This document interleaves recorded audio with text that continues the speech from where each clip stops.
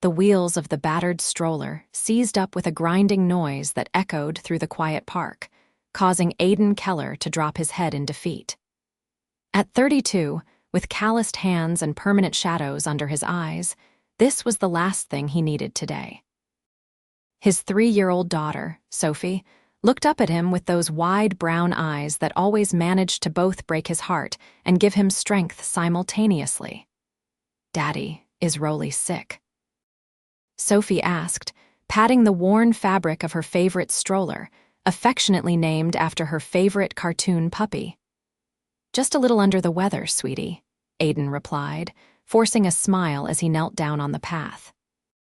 The morning dew soaked through the knee of his only decent pair of jeans, but he couldn't worry about that now. He had a 12-hour shift starting in 2 hours, and his regular babysitter, Mrs. Hernandez, lived 3 blocks away. Without the stroller, getting Sophie there would be a challenge. She was a good walker for her age, but 3-year-olds weren't known for their endurance or predictable pace. He flipped the stroller over, examining the wheels with a critical eye. 4 years of construction work, before losing his job to company downsizing, had given him decent mechanical skills, but stroller repair wasn't exactly in his wheelhouse. Still, necessity was the mother of invention, and being a single dad had taught him to be resourceful. "I can fix this," he muttered, more to himself than to Sophie, who had wandered a few feet away to examine a dandelion with solemn concentration. From a bench 20 yards away, Mackenzie Davis observed the scene with unexpected interest. The morning sun glinted off her designer, watch a rare indulgence she allowed herself, despite her general distaste for flaunting wealth.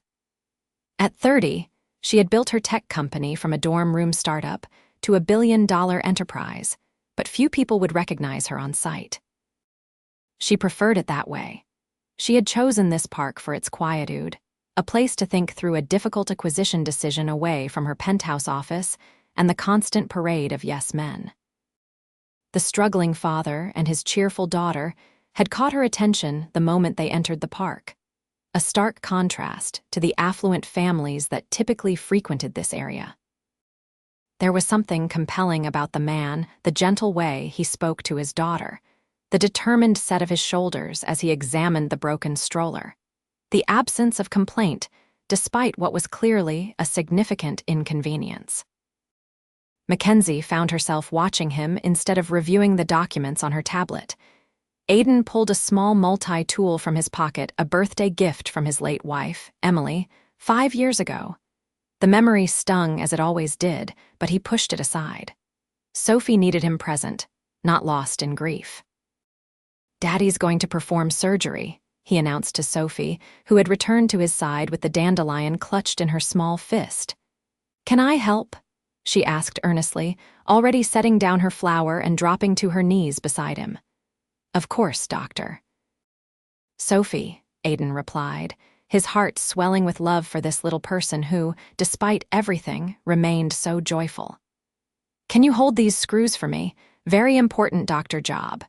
Sophie nodded solemnly, cupping her hands together to receive the tiny metal pieces. Mackenzie couldn't hear their conversation from her position, but something about the interaction made her chest tighten. She recognized competence. When she saw it, this man clearly knew how to work with his hands, but it was the tenderness that caught her off guard. In her world of cutthroat business deals and strategic partnerships, genuine human connection often felt like a foreign language. Before she could analyze her own response further, she noticed the man's growing frustration. He was missing something, a part or a tool. His shoulders tensed as he tried different approaches, careful to maintain a calm demeanor for his daughter's benefit. Aiden's initial confidence was fading. The axle was bent, and one of the wheel bearings had disintegrated completely. This wasn't a quick fix, it was a replacement situation. The realization hit him like a physical blow. A new stroller was at least $60 he didn't have, and even a used one would set him back $30 that was already earmarked for groceries and Sophie's asthma medication. "Daddy, you look sad," Sophie observed, placing her small hand on his cheek. Just thinking, Pumpkin, he replied, forcing brightness into his tone. Maybe we should walk to Mrs. Hernandez's house today. It'll be an adventure. But what about Rolly? Sophie's bottom lip quivered slightly. We'll have to leave Rolly here for now and come back for him later, Aiden explained, already calculating how he could possibly manage that with his work schedule. Maybe he could ask his neighbor to pick it up, though owing another favor made his pride sting. Excuse me. The voice startled him. Aiden looked up to find a woman standing a few feet away, dressed in simple yet clearly expensive clothing. Her dark hair was pulled back in a practical ponytail, and there was an intelligence in her eyes that made him straighten automatically. I couldn't help noticing you're having trouble with the stroller, she continued. I have a repair kit in my car that might help. My niece's stroller breaks down constantly, and I've learned to come prepared. Aiden's first instinct was to decline. His father had raised him to stand on his own 2 feet, and accepting help from strangers, especially wealthy-looking strangers, felt dangerously close to charity. But one glance at Sophie, who was watching the woman with curious eyes, changed his mind. That's very kind of you, he managed, standing and wiping his hands on his jeans. I'm Aiden, by the way. This is my daughter, Sophie. I'm Mackenzie, she replied, her smile softening as she looked at Sophie. Hello there. Are you a stroller doctor? Sophie asked seriously. Mackenzie laughed, a genuine sound that seemed to surprise even her. No, but I fix things for a living, just different kinds of things. I think your dad and I together might be able to help your stroller feel better. Rolly, Sophie corrected. His name is Rolly. Of course. My apologies to Rolly, Mackenzie said with mock seriousness that made Sophie giggle. Aiden watched the interaction with a strange mixture of gratitude and wariness. There was something about this woman that didn't fit the typical rich person taking pity on the poor narrative. She seemed genuine, which in his experience was rare among the wealthy. My car's just at the entrance, Mackenzie explained. I'll be right back.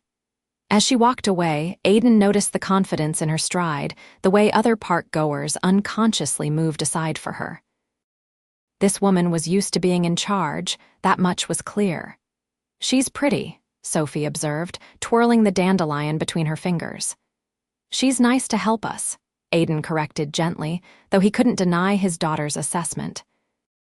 Mackenzie was indeed beautiful, in an understated way that suggested she had more important things to think about than her appearance. Mackenzie returned minutes later with a small black case that looked more suitable for expensive electronics than stroller repair tools. She knelt down beside Aiden, seemingly unconcerned about her designer jeans touching the damp ground. Let's see what we're dealing with, she said, opening the case to reveal an impressive array of tools, each nestled in its own custom-cut foam depression. Aiden couldn't help but raise his eyebrows. That's quite a kit for stroller repair. Mackenzie's lips curved in a small smile. I believe in being prepared and having the right tools for any job. She examined the stroller with a critical eye. The axle's bent, and that bearing is completely shot. That was my assessment too, Aiden admitted, surprised by her technical knowledge. I grew up helping my grandfather in his garage, she explained, catching his look. He believed girls should know how engines work just as well as boys. She pulled out several tools and a small metal component. This bearing should be compatible. It's universal. For the next 20 minutes, they worked side by side, Sophie alternating between watching with fascination and collecting dandelions nearby. Aiden found himself impressed by Mackenzie's competence and lack of pretension. She wasn't afraid to get her hands dirty, and she didn't talk down to him or offer unwanted advice. They worked together as equals, communicating with the shorthand of people who respect each other's abilities. So, what do you do when you're not rescuing stranded dads in the park? Aiden asked as they reattached the wheel assembly. Mackenzie hesitated for a fraction of a second. I work in tech, problem-solving mostly. Aiden nodded, sensing there was more to it but respecting her privacy. I'm in construction, or I was. Currently doing maintenance work at the hospital while looking for something more permanent. That explains your hands, she observed, then immediately looked embarrassed. I mean, they're clearly hands that know how to build things. Aiden flexed his calloused fingers self-consciously. Not much call for soft hands in my line of work. I didn't mean, Mackenzie began, then stopped herself. Actually, I find capability attractive. Too many people in my world have never created anything tangible. The comment hung in the air between them, unexpectedly personal. Aiden found himself studying her more carefully, the intelligence in her dark eyes, the small crease between her brows that suggested she spent a lot of time concentrating, the capable hands now demonstrating how to tighten the wheel housing. I think that should do it, she finally said, breaking the silence. She stood and offered her hand to help him up. Aiden accepted it, noting the surprising strength in her grip. I can't thank you enough. You've literally saved my day. Let's test it before we celebrate, Mackenzie suggested, wiping her hands on a cloth from her kit. Aiden righted the stroller and gave it an experimental push. It rolled smoothly, the previous grinding noise completely gone. Sophie, look, Rolly's all better, he called. Sophie came running, her small fists full of dandelions. Yay, can I ride now? Absolutely, princess. Aiden helped her into the seat, carefully securing the safety strap. Sophie looked up at Mackenzie with solemn eyes and extended a slightly crushed dandelion. Thank you for fixing Rolly. This is for you. Mackenzie accepted the flower with surprising reverence. Thank you, Sophie. This is the prettiest dandelion I've ever received. Aiden watched the exchange with a warmth spreading through his chest that he hadn't felt in a long time. We really appreciate your help, Mackenzie. I wish there was some way to repay you. No need, she replied quickly. It was my pleasure.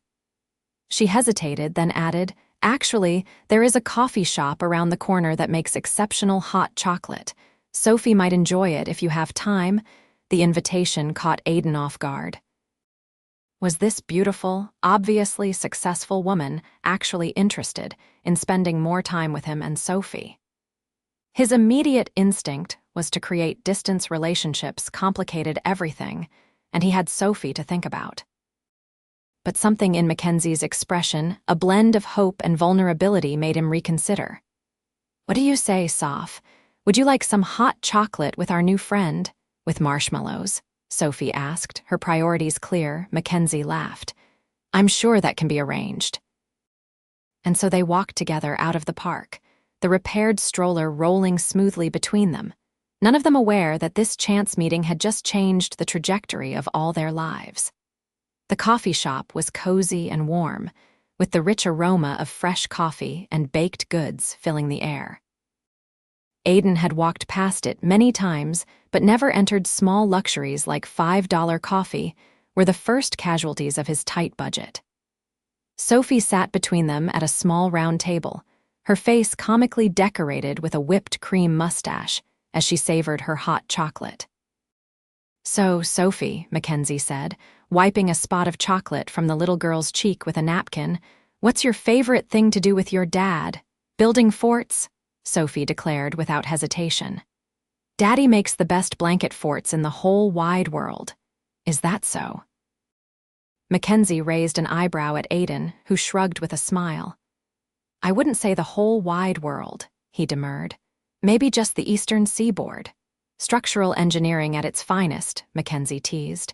I'd love to see these architectural marvels sometime. The comment hung in the air, loaded with possibility. Aiden studied her, trying to understand her motivation. In his experience, women who looked like Mackenzie, poised, successful, undeniably gorgeous, didn't spend their free time helping struggling single fathers fix broken strollers or express interest in children's blanket forts. What about you? He asked, deflecting. What do you do when you're not working in tech? Mackenzie considered the question more seriously than he expected. Honestly, I work a lot, but when I do take time off, I like to hike. There's something about being in nature that resets my perspective. She looked down at her mug. My grandfather taught me to appreciate the outdoors along with engines and tools. He sounds like a wise man, Aiden said. He was. The past tense hung between them, heavy with shared understanding of loss. He raised me after my parents died, car accident when I was 7. Aiden's expression softened. I'm sorry, Sophie's mom passed away when Sophie was just a baby. Cancer. The words were still difficult to say, but the sharp pain had dulled to a persistent ache over the years. I'm sorry too, Mackenzie replied, her eyes meeting his with genuine empathy. Sophie's lucky to have you. I'm the lucky one, Aiden said, watching his daughter carefully attempt to fish a marshmallow out of her cocoa with a spoon. She's the reason I get up every morning, Mackenzie nodded, understanding evident in her expression. A comfortable silence fell between them, unusual for two people who had just met. Aiden found himself wondering about her life, what drove her, what made her happy, what kept her up at night. His phone alarm chimed, breaking the moment. I hate to cut this short, but I need to get Sophie to the babysitter's and head to work. Of course, Mackenzie said, gathering her things. I should get back to the office as well. They walked outside together, the late morning sun warming the spring air. Aiden strapped Sophie into the now functional stroller, his mind racing with things he wanted to say but couldn't quite formulate. Thank you again for your help, he finally managed. You really saved us today. It was my pleasure, Mackenzie replied. She hesitated, then pulled a business card from her purse. If the stroller gives you any more trouble, or if you need anything else, my number's on there. Aiden accepted the card, noting the minimalist design with just her name and number, no company logo or title. Thank you. Bye-bye, miss. Kenzie, Sophie called, waving enthusiastically. Thank you for the marshmallows, Mackenzie smiled warmly. Goodbye, Sophie, it was lovely meeting you. Her eyes shifted to Aiden. Both of you.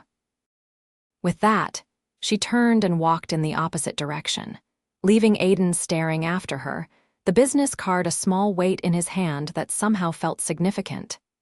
That evening, after his shift ended and he'd picked up an exhausted Sophie from Mrs. Hernandez's apartment, Aiden found himself staring at Mackenzie's card on his kitchen counter. Sophie was asleep, her small body curled around her favorite stuffed elephant, giving him a rare moment of quiet to think. Common sense told him to leave it alone. Mackenzie clearly came from a different world. Her watch probably cost more than his monthly rent, and the subtle details of her clothing and accessories spoke of wealth he couldn't fathom. What could he possibly offer someone like her? A life of budget constraints and second-hand furniture. A relationship with a man who worked 60 hours a week just to stay afloat. And yet, there had been something in her eyes when she looked at him, and Sophie something genuine and almost wistful. She hadn't treated them with pity or condescension, but with respect and warmth. Before he could talk himself out of it, Aiden picked up his phone and sent a simple text. Thank you again for today. Rolly the stroller sends his regards. Aiden and Sophie, he set the phone down, already regretting the impulse. She was probably busy with important meetings or dinner at some exclusive restaurant. The last thing she needed was his phone chimed with a response. I'm glad Rolly is feeling better. I enjoyed meeting you both today. Those marshmallows were pretty spectacular, weren't they? Mackenzie, Aiden found himself smiling at the screen. He typed back. Sophie declared them the most delicious things ever in life, so yes, I'd say they were a hit. Their conversation continued, flowing easily from topic to topic. Aiden learned that Mackenzie had studied engineering at MIT before founding her own company. She was refreshingly modest about her achievements, focusing instead on her passion for creating technology that made people's lives easier. He told her about his work at the hospital, his dreams of someday returning to school for architecture, and the challenges of raising Sophie alone. By the time they said goodnight, 2 hours later, Aiden felt like he'd known her for years rather than a day. When she suggested meeting at the park again that weekend, he found himself agreeing without the hesitation he'd expected to feel. The weekend arrived with perfect spring weather, sunshine warming the air without the oppressive heat of summer. Aiden had spent more time than he cared to admit choosing his clothes, that morning settling finally on his newest jeans, and a blue button-down shirt that Emily had always said brought out his eyes. He felt a pang of guilt at the thought, followed by the reassurance that Emily would have wanted him to be happy. "Are we going to see Miss Kenzie?" Sophie asked, as he helped her into a yellow sundress with tiny daisies embroidered around the hem. Her dark curls were secured with matching yellow ribbons, courtesy of Mrs. Hernandez, who had a gift for hair styling. "Yes, we are," Aiden replied, surprised that Sophie remembered Mackenzie so clearly. "Would you like that?" "Uh-huh," Sophie nodded emphatically. "She fixed Rolly and she gave me marshmallows, and she's pretty." Aiden laughed, struck once again by his daughter's straightforward assessment. "She is pretty, isn't she? And kind too." "Like mommy in heaven," Sophie said matter-of-factly, the simple statement hitting Aiden with unexpected force. Sophie had been just 18 months old when Emily died, too young to have real memories of her mother. The things she knew about Emily came from photos and the stories Aiden told her. "Yes, sweetheart," he managed, his throat tight. "Like mommy." They arrived at the park 15 minutes early, Sophie chattering happily from the repaired stroller. Aiden had spent part of the previous evening oiling the wheels and cleaning the fabric, wanting the stroller to look its best, a gesture that felt silly in retrospect, but had given him something to do with his nervous energy. "Aiden, Sophie." Mackenzie was walking toward them, looking casual yet elegant in jeans and a simple white blouse. Her hair was loose today, falling in dark waves past her shoulders, and her smile was wide and genuine. Aiden felt his pulse quicken. "Miss Kenzie." Sophie called, struggling to unbuckle her stroller straps in her excitement. "Careful there, tornado," Aiden laughed, helping her out. Sophie immediately ran to Mackenzie, stopping just short of hugging her, suddenly shy. "Hello, Sophie," Mackenzie said warmly, crouching down to the child's level. "I love your pretty dress. Yellow is my favorite color." "Mine too," Sophie exclaimed, delighted by this connection. "And Daddy says yellow is a happy color." "Your daddy is very wise," Mackenzie replied, her eyes lifting to meet Aiden's with a warmth that made his chest tighten. He stepped forward, suddenly feeling awkward. "Hi, thanks for suggesting this. I'm glad you came," she said simply. "I brought a picnic, if that's okay. Nothing fancy, just some sandwiches and fruit." Aiden noticed the small cooler bag at her feet. "You didn't have to do that." "I wanted to," she insisted. "Besides, food always tastes better outdoors." They found a quiet spot under a large oak tree, spreading a blanket Mackenzie had brought. Sophie immediately began exploring the immediate area, collecting leaves and inspecting bugs with solemn concentration. "She's so curious about everything," Mackenzie observed, watching Sophie carefully examine a ladybug crawling across a leaf. "She gets that from her mom," Aiden said, helping Mackenzie unpack the food. "Emily was a science teacher. She was always pointing out how amazing the natural world is, even in the middle of the city." "She sounds wonderful," Mackenzie said softly. She was. Aiden was surprised by how easy it was to talk about Emily with Mackenzie. "It's been hard without her, but Sophie makes it worth it." Mackenzie nodded, understanding in her eyes. "My grandfather used to say that grief is the price we pay for love. It hurts because it mattered." "Your grandfather was a wise man," Aiden said, echoing his words from the coffee shop.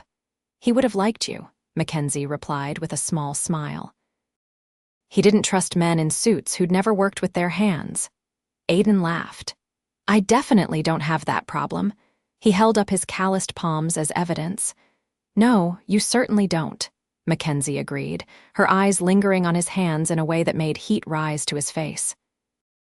They called Sophie over for lunch, and Aiden discovered that Mackenzie's idea of nothing fancy included gourmet sandwiches, fresh berries, homemade chocolate chip cookies, and sparkling apple juice for Sophie. The food was delicious, but what struck him most was how naturally Mackenzie interacted with his daughter, asking her questions, listening attentively to her meandering stories, and treating her with the same respect she showed adults.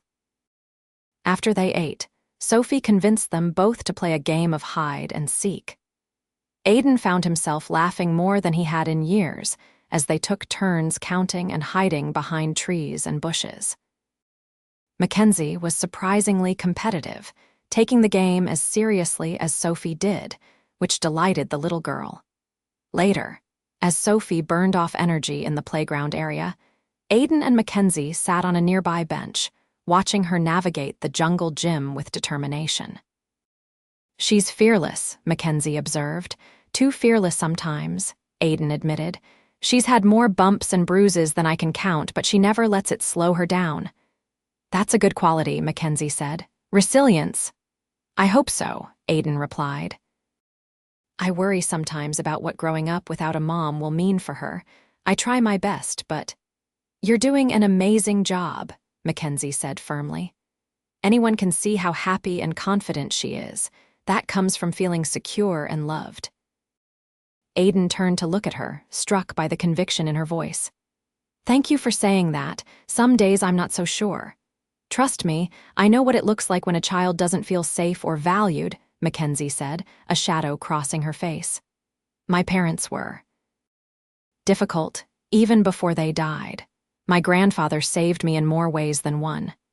Aiden sensed there was a deeper story there but didn't press. Instead, he asked, "Is that why you stopped to help us the other day? Because someone helped you once?" Mackenzie considered this. "Maybe partly. But honestly, I was just drawn to you both. There was something about the way you were so patient with Sophie, so determined to fix her stroller. It was refreshing. In my world, people throw things away at the first sign of trouble." The simplicity of her answer touched him. Before he could respond, Sophie came running over, breathless with excitement. "Daddy, Miss Kenzie, come push me on the swings."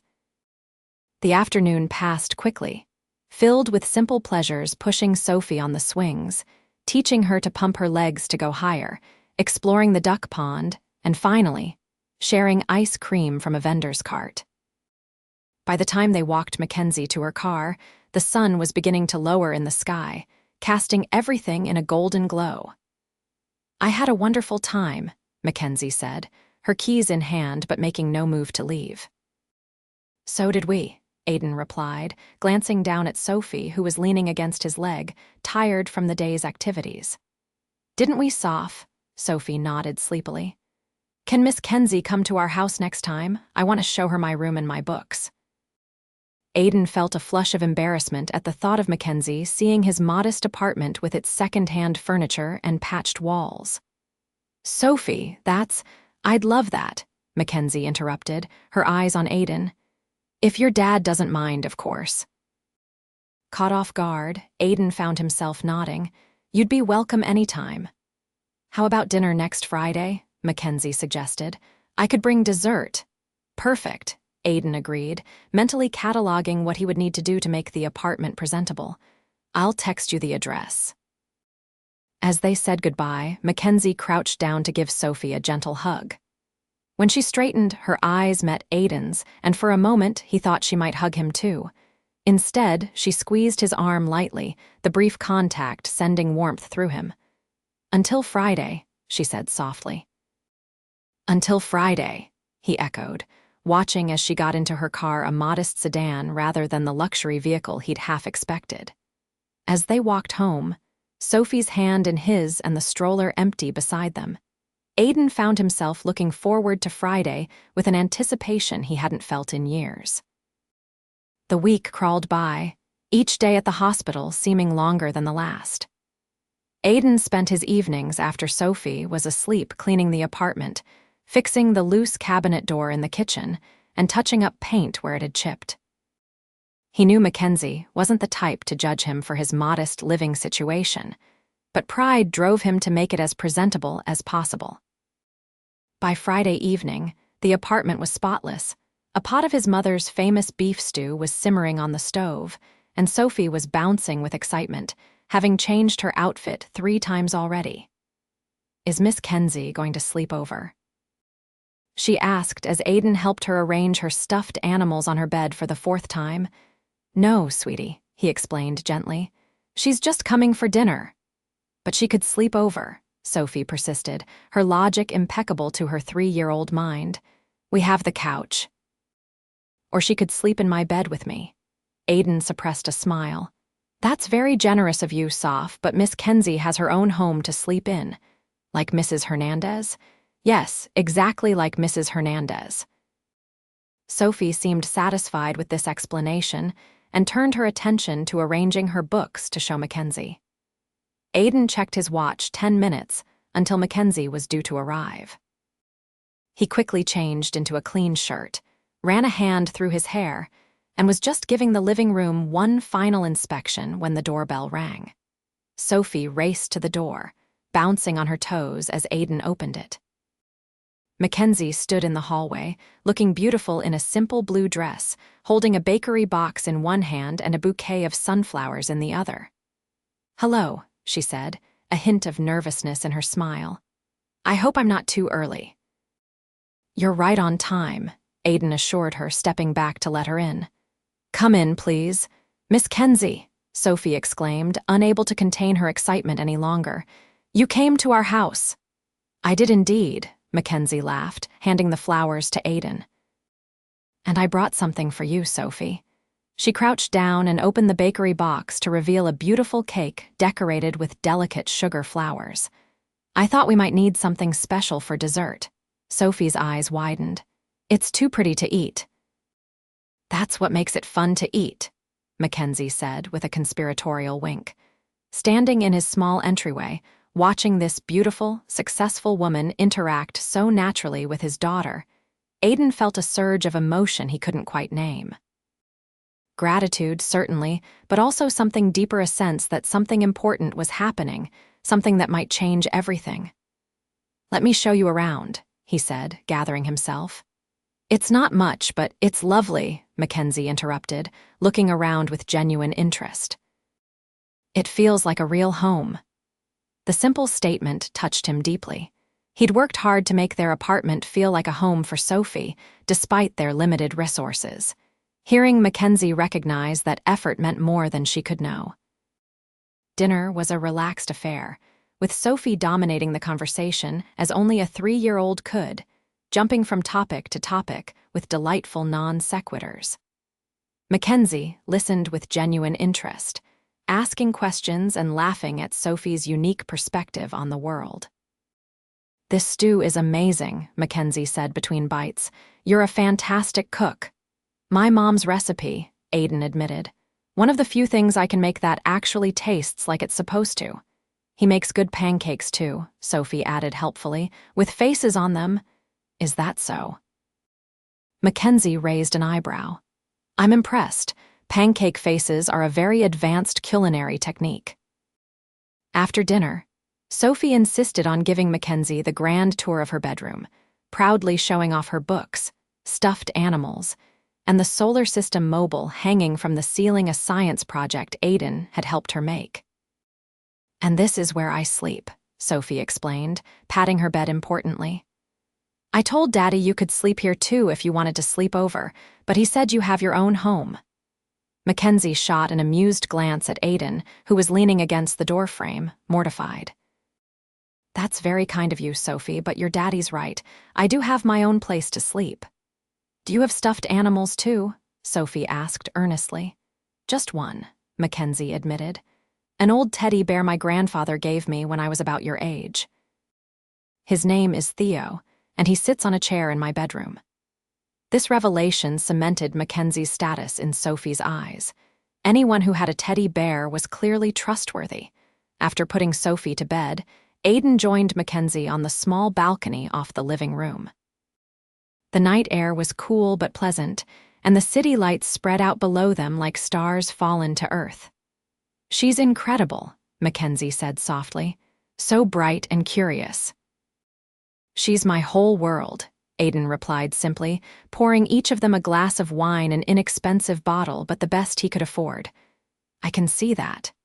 Mackenzie accepted the glass with a smile. "And she adores you." "I'm trying my best," Aiden said, leaning against the railing. "Some days are harder than others." Like when the stroller breaks down in the park, Mackenzie teased gently. Exactly like that, Aiden laughed. Though that one turned out pretty well in the end. Their eyes met, and the air between them seemed to charge with unspoken possibility. Mackenzie took a sip of her wine, breaking the moment. "Can I ask you something personal?" she said after a pause. "Of course." "Why didn't you remarry? You're young, attractive, clearly a wonderful father. I imagine there would be plenty of women interested." The directness of the question surprised him, but Aiden appreciated her straightforwardness. "Honestly, at first it was grief. Emily and I had been together since high school. I couldn't imagine being with anyone else." He took a breath. "Then it was practical, dating as a single parent is. Complicated, and honestly, most women in their 20s aren't looking to take on someone else's child." "Their loss," Mackenzie said simply. "What about you?" Aiden asked. "No husband or boyfriend, wondering where you are tonight." Mackenzie shook her head. "My work has been my focus for a long time. The company took off faster than I expected, and suddenly I was responsible for hundreds of employees, investor expectations, quarterly targets." She trailed off. "It didn't leave much time for relationships. And the men I met through work tended to be either intimidated by my success or only interested in what I could do for their careers." "Their loss." Aiden echoed her words back to her with a small smile. They fell into comfortable conversation, sharing stories from their lives, discovering shared tastes in music and books, and laughing over childhood memories. The hours slipped by unnoticed until Mackenzie glanced at her watch and gasped. "I had no idea it was so late," she said, standing reluctantly. "I should go." Aiden walked her to the door, suddenly aware of how much he didn't want the evening to end. At the threshold, Mackenzie turned to face him, her expression open and warm. "Thank you for tonight," she said. "For inviting me into your home, for sharing Sophie with me. It's been special." "Thank you for coming," Aiden replied, finding it difficult to articulate the feelings swirling inside him. "Sophie adores you." "And what about her father?" Mackenzie asked, a hint of vulnerability in her voice. Aiden took a breath, gathering his courage. "Her father thinks you're pretty amazing, too." Mackenzie's smile widened. She leaned forward and pressed a gentle kiss to his cheek, the brief contact sending a current of electricity through him. "Good night, Aiden," she whispered. "Good night, Mackenzie," he replied, watching as she walked down the hallway to the elevator, turning once to wave before the doors closed. Closing his apartment door, Aiden leaned against it, a mix of emotions washing over him. Hope, fear, excitement all tangled together in a way that was both terrifying and exhilarating. Something was beginning here, something he hadn't expected or looked for, but now couldn't imagine turning away from over the next few weeks. Mackenzie became a regular presence in their lives. She joined them for movie nights on Aiden's ancient sofa, helped Sophie build the promised blanket fort that took over the entire living room for a weekend, and invited them to her apartment for dinner, a spacious penthouse with floor-to-ceiling windows that made Sophie gasp with delight. Aiden had been nervous about visiting Mackenzie's home, fearing it would highlight the vast differences in their circumstances, but she had made them feel completely at ease. Her apartment, while undeniably luxurious, was warmly furnished and surprisingly homey. There were books everywhere, family photos on side tables, and a comfortable lived-in quality that spoke of a real home rather than a showplace. One evening, as Sophie played with a set of building blocks Mackenzie had bought her, Aiden helped wash dishes in the kitchen, both of them comfortable in the domestic rhythm they'd developed. "I have to go to San Francisco next week," Mackenzie said, handing him a plate to dry. "Just for 3 days. We're opening a new office there." "That's exciting," Aiden replied, trying to ignore the disappointment he felt at the thought of not seeing her. "Sophie will miss you." "Just Sophie?" Mackenzie asked, her eyes meeting his with a challenge. Aiden set down the dish towel and turned to face her fully. "No, not just Sophie. They had been careful with each other so far, their relationship developing with a deliberate slowness born of mutual respect and the knowledge that Sophie's well-being had to be their priority. They had shared brief kisses goodnight, held hands while walking through the park, exchanged looks laden with meaning, but nothing more. Now, standing in her kitchen with the warm light casting shadows across her face, Aiden felt the careful restraint of the past weeks crumbling. He stepped closer, one hand coming up to cup her cheek. "I'll miss you too," he said simply. "More than I should, probably, after only knowing you a month." "Time is relative," Mackenzie replied, her voice soft. "Some people know each other for years and never really see one another. Others connect instantly." "And which are we?" Aiden asked, his thumb brushing her cheekbone. "I think you know," Mackenzie answered, her eyes never leaving his. She leaned forward, closing the distance between them, her lips meeting his in a kiss that started gently but quickly deepened, charged with all the unspoken feelings that had been building between them. Aiden's arms encircled her waist, drawing her closer, his body responding to her proximity with an intensity that surprised him. Mackenzie's hands slid up his chest to link behind his neck, her body fitting against his as if designed for that purpose. "Daddy, Miss Kenzie, look at my tower." They broke apart at Sophie's voice, both slightly breathless. Mackenzie's cheeks were flushed, her lips curved in a smile that made Aiden want to kiss her all over again. "We'll be right there, sweetheart," he called, his voice only slightly unsteady. To Mackenzie, he whispered, "To be continued." "Definitely," she promised, her eyes alight with anticipation. Later that night, after they had put Sophie to bed in the guest room Mackenzie had prepared for her, they found themselves alone in the living room, the city lights twinkling below them. There was a new awareness between them, a tension that was both exciting and slightly nerve-wracking.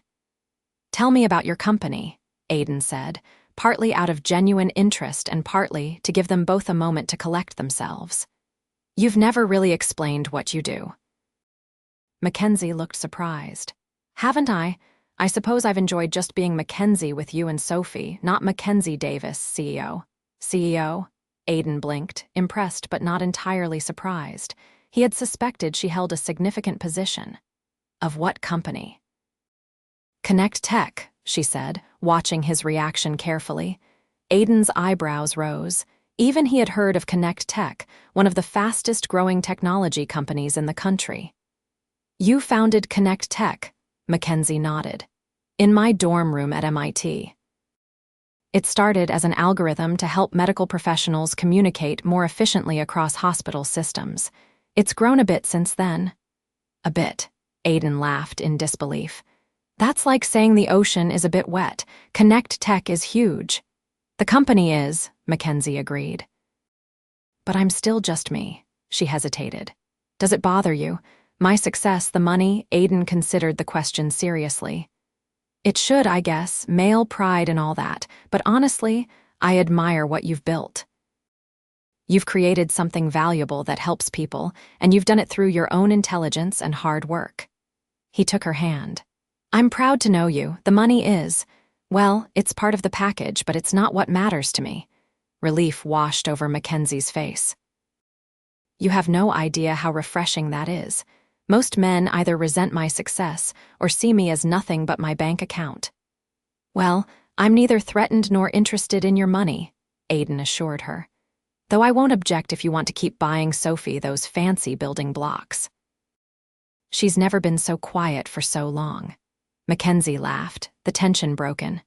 "Noted, bribery via educational toys is acceptable." She leaned into him, and he wrapped an arm around her shoulders, pulling her close. They sat in comfortable silence for a few minutes, watching the city below. "Aiden," Mackenzie said finally, her voice serious. "I want you to know that whatever happens between us, I care deeply for Sophie. I wouldn't be here, getting involved in your lives if I wasn't serious about this about both of you." The solemnity of her declaration touched him deeply. "I know," he said simply. "I wouldn't have let you into our lives if I didn't trust that." He kissed the top of her head. "And for the record, I'm pretty serious about you too." When Mackenzie left for San Francisco 3 days later, Sophie insisted on making her a special travel drawing of the three of them holding hands under a rainbow. Mackenzie had accepted it with genuine emotion, carefully tucking it into her briefcase. "I'll look at this every day," she promised Sophie, who was clinging to her legs at the door. "And you'll come back?" Sophie asked, her lower lip trembling slightly. "Wild horses couldn't keep me away," Mackenzie assured her, crouching down for a proper hug. "I'll be back before you know it."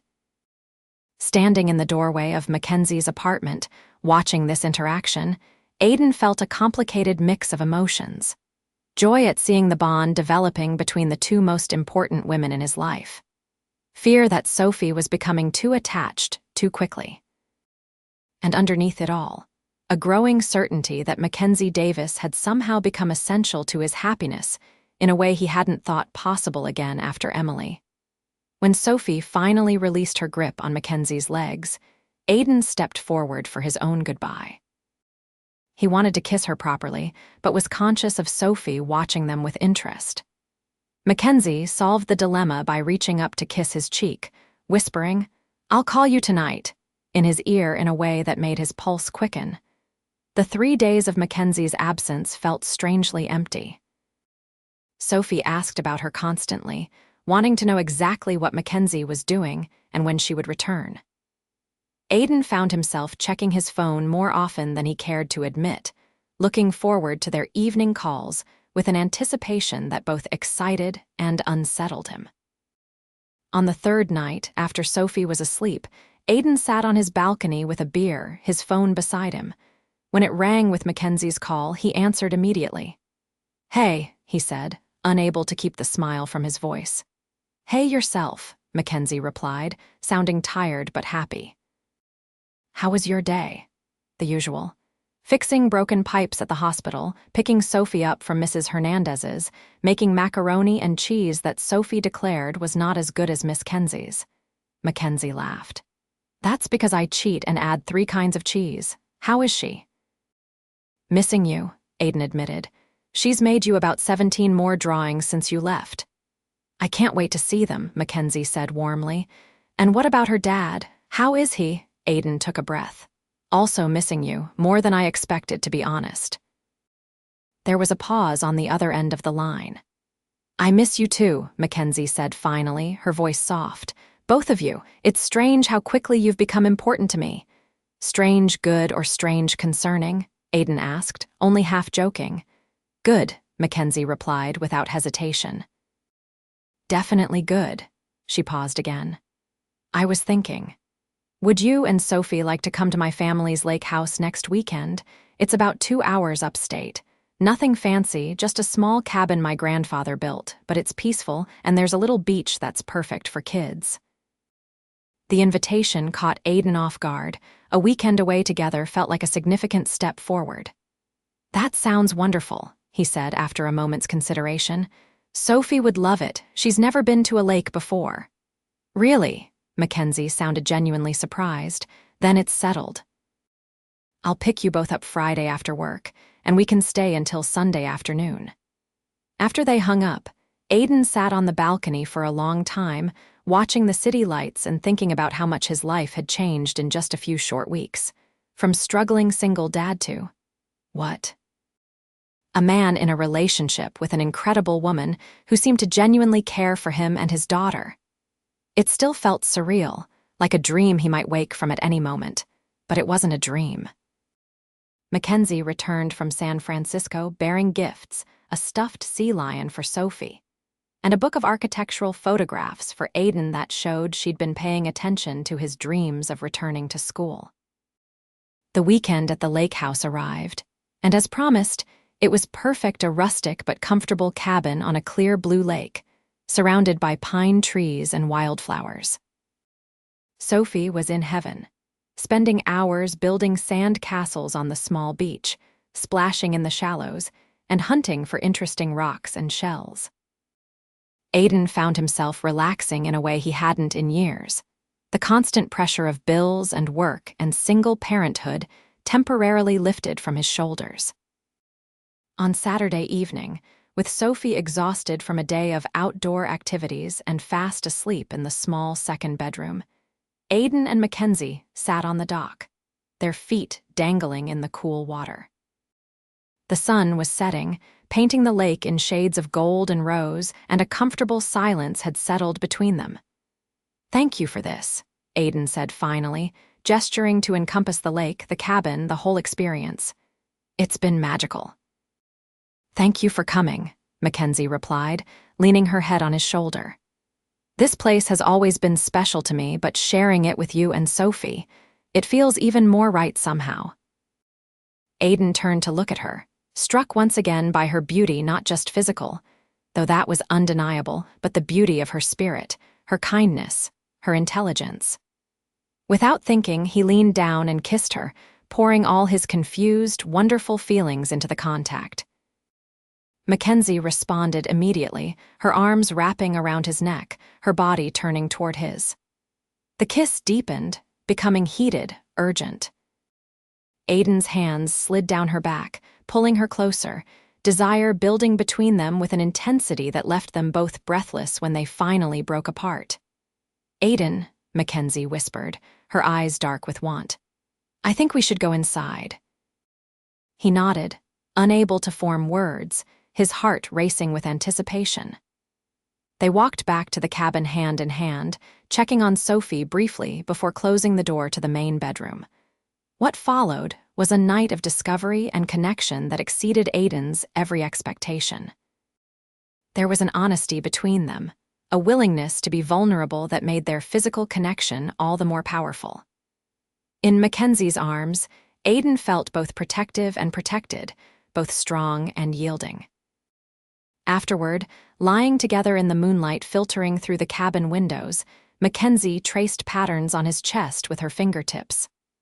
"I'm falling in love with you," she said quietly, the words hanging in the dark. "With both of you, really." "I know it's fast and I know it's complicated," but Aiden silenced her with a gentle kiss. "I'm falling in love with you too," he admitted. "And it is fast and it is complicated, but it also feels right. More right than anything has felt in a very long time." Mackenzie's smile in the darkness was like a gift. "So we'll figure it out together?" "Together," Aiden agreed, drawing her close again. The summer passed in a blur of happiness. Mackenzie became a fixture in their lives, spending most evenings and weekends with them, alternating between her apartment and Aiden's. Sophie blossomed under the additional attention, developing a special bond with Mackenzie that warmed Aiden's heart. They returned to the lake house several times, each visit cementing their growing sense of family. In late August, Mackenzie invited Aiden to lunch at a small restaurant near the hospital where he worked. It was unusual for them to meet during the workday, and there was something in her manner that made him both curious and slightly anxious. "Is everything okay?" he asked after they'd ordered. "Everything's perfect," she assured him, reaching across the table to take his hand. "But I have something important to talk to you about." Aiden tensed slightly, his mind racing through possibilities, most of them negative.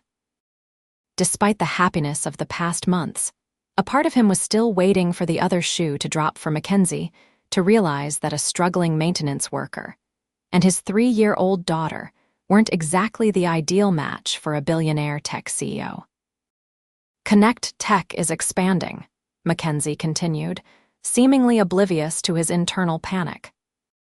"We're opening a major new division focused on healthcare technology, and I need someone to oversee the facility's management, someone who understands both the technical aspects of hospital maintenance and has the people skills to coordinate with medical staff." Aiden blinked, trying to follow where this was going. "Okay, I want to offer you the job," Mackenzie said plainly. "Before you say anything, this isn't charity or nepotism. Your supervisor at the hospital gave you a glowing recommendation when I called him. Apparently, you've implemented several cost-saving measures that have improved efficiency throughout the building, and the medical staff specifically request you because you actually listen to their needs." "You spoke to my supervisor?" Aiden asked, still processing. "I did," Mackenzie confirmed. after you mentioned that maintenance program you developed for tracking repair requests. It was impressive, Aiden. That's the kind of innovative thinking we need. Aiden sat back, his mind whirling. I don't know what to say. Say you'll consider it, Mackenzie urged. The salary is double what you're making now, with benefits, regular hours, and opportunities for advancement. You'd be perfect for it. The offer was tempting more than tempting.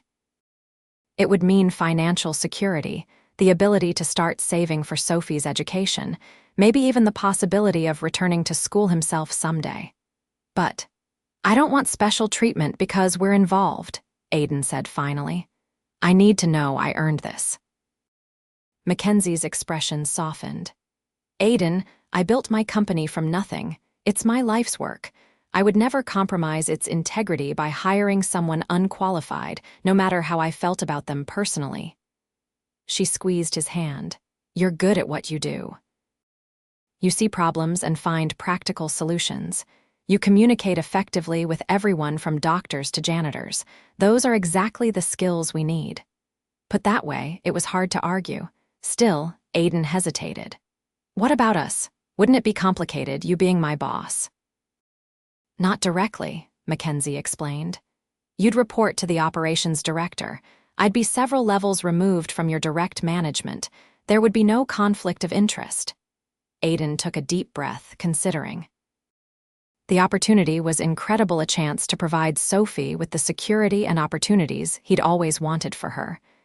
And yet, taking a job from the woman he loved felt uncomfortably close to dependence. Can I think about it? He asked finally.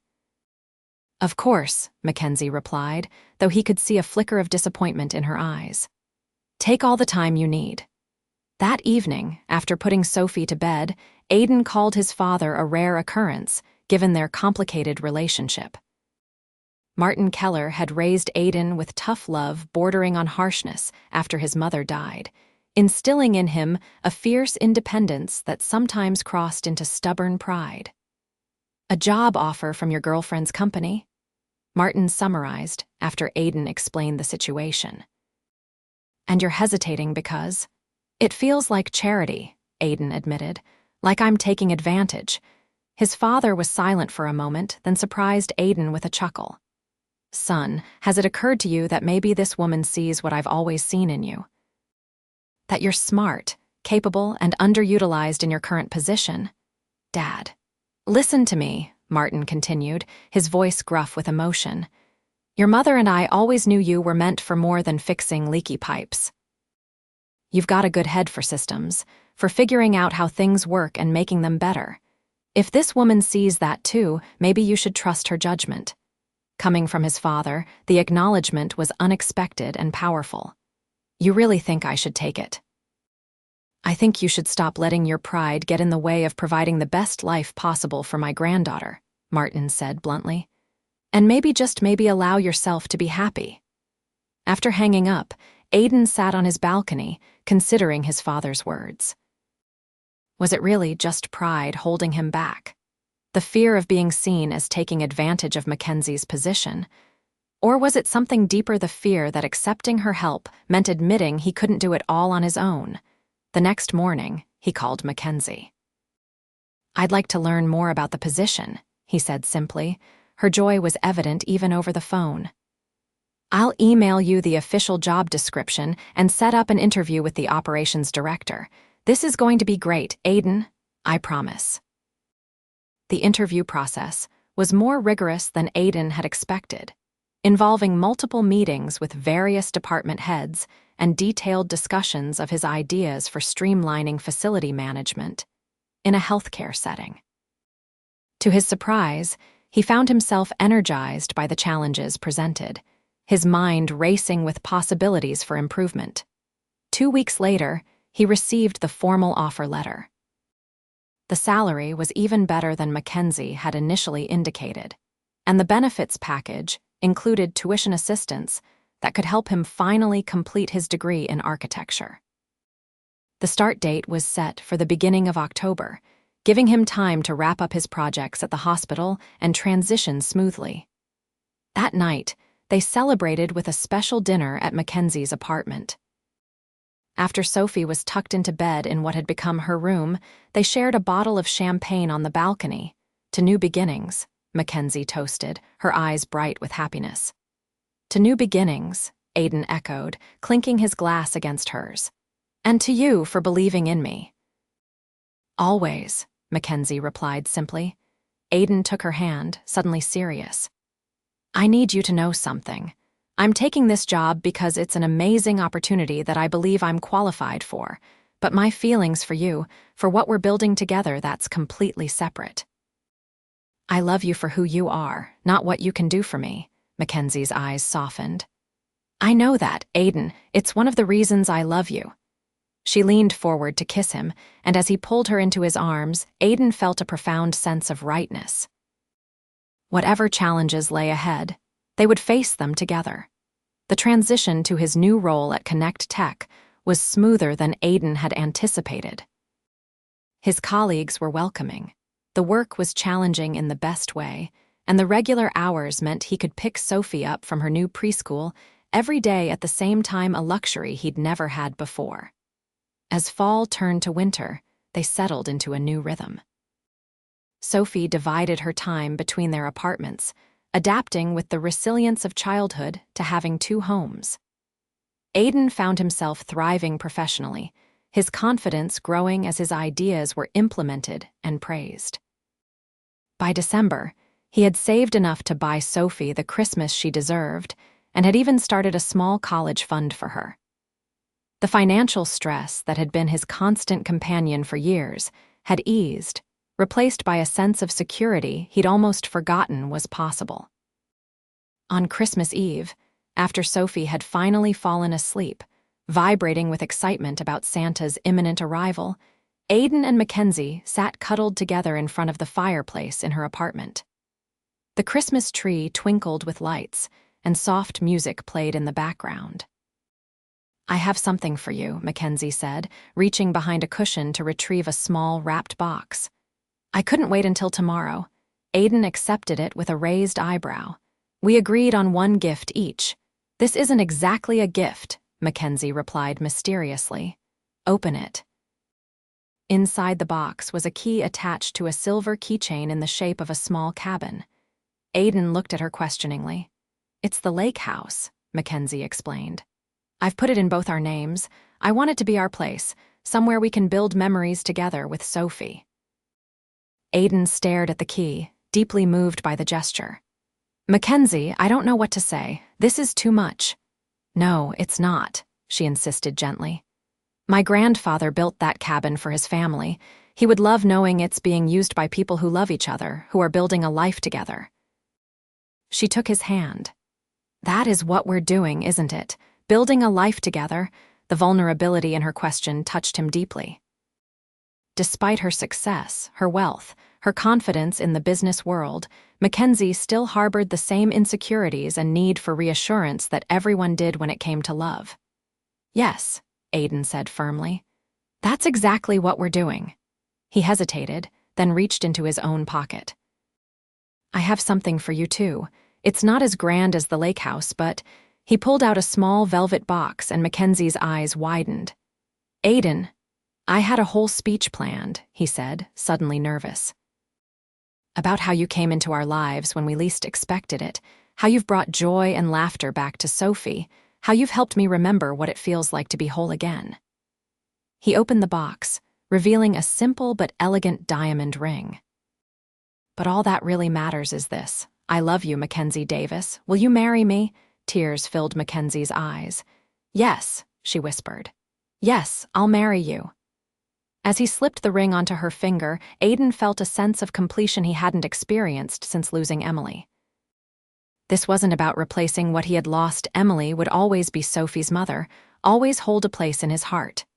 This was about building something new, something different but equally precious. One condition, Mackenzie said, wiping away happy tears. I don't want a big fancy wedding. Just us, Sophie, and maybe a few close friends at the lake house, something simple and real. That sounds perfect, Aiden agreed, pulling her close. Simple and real, just like us. The next morning, Sophie's excitement over Santa's gifts was temporarily eclipsed by the news of their engagement. She jumped up and down, clapping her hands in delight. "Does this mean Miss Kenzie will be my mommy?" she asked, looking between them with solemn eyes. Aiden knelt down to her level. "Mackenzie will be your stepmom, which is very special. Your real mommy will always be your mommy, even though she's in heaven. But Mackenzie loves you very much and will help take care of you too. Is that okay with you?" Sophie considered this seriously, then nodded. "I think Mommy in heaven would like Miss Kenzie. She fixes things and makes us happy." Mackenzie knelt beside Aiden, her eyes bright with unshed tears. "I promise to always take care of you and your daddy, Sophie, and we'll always remember your mommy together."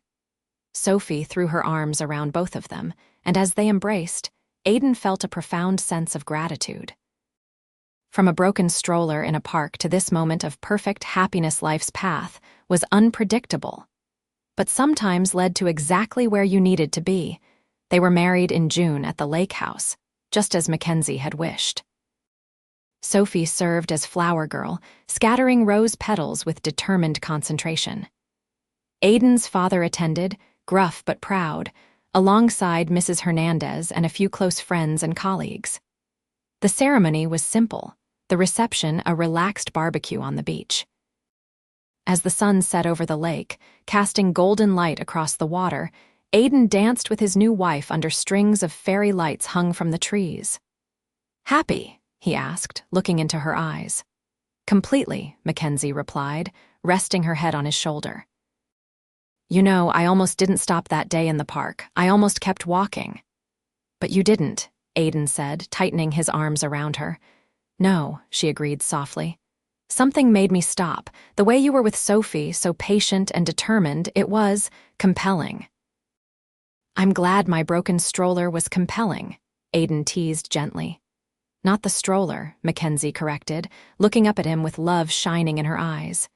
Your heart, that's what I fell in love with first." As they swayed together under the stars, Sophie dancing nearby with Aiden's father, Aiden reflected on the strange, wonderful journey that had brought them here. From struggle and loneliness to this moment of perfect belonging, a family redefined and expanded. He thought of Emily and sent a silent thank you to wherever she might be, for giving him Sophie, for teaching him how to love, for being part of the path that had ultimately led him here, to this new happiness that honored rather than replaced what came before. "What are you thinking about?" Mackenzie asked, noticing his momentary distraction. "About how lucky I am," Aiden replied honestly, "to have loved so deeply twice in one lifetime." Mackenzie's eyes softened with understanding. "We're all lucky," she said, "to have found each other, to be building this life together." As if on cue, Sophie ran up to them, breathless with excitement. "Daddy, Mommy Kenzie, come see the fireflies. They're like tiny stars you can catch." Mommy Kenzie, the name Sophie had decided on herself, a perfect blend of recognition for both the mother who gave her life and the woman who had stepped in to help raise her. Mackenzie still teared up every time she heard it. "We're coming, sweetie," Aiden said, taking his daughter's hand. Together, the three of them walked down to the lake's edge, where indeed, fireflies were beginning to sparkle in the gathering dusk. Sophie's delighted laughter rang out as she tried to catch them, her joy infectious. Standing with his arm around his wife, watching his daughter dance among the fireflies, Aiden felt a completeness that once seemed impossible. Life would bring new challenges, of course Sophie starting school, the potential for siblings she had already started requesting, balancing careers and family. But whatever came next, they would face it together. This unlikely family formed from chance and choice and love. All because a stroller broke down in a park, and a billionaire woman with a kind heart decided to stop and help. "I love you," Aiden whispered to Mackenzie, the words simple but filled with meaning. "I love you too," she replied, leaning into his embrace. "Always." As night fell fully, the stars reflected in the still lake. Sophie finally tired enough to be carried back to the cabin. Aiden held his sleepy daughter. Mackenzie walked beside them, her hand in his. And together, they made their way home not to a building, but to each other, to the family they had created from broken pieces made whole again through love.